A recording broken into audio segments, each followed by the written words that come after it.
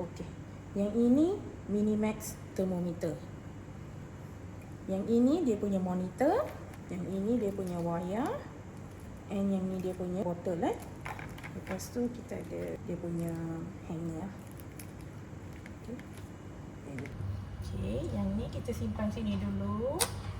Sekarang kita nak buka dia punya wire.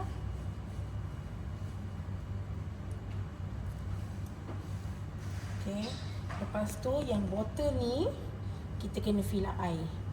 So, buka.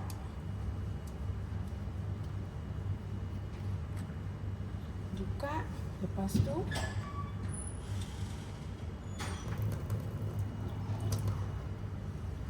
then tutup balik.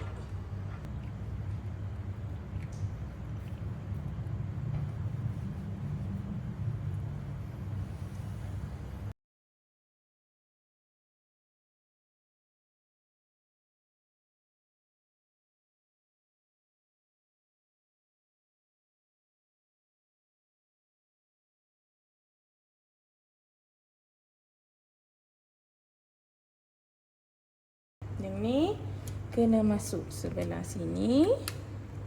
Lepas tu pusing ke belakang. Buka ni, then release. Tutup balik. Letak dekat atas.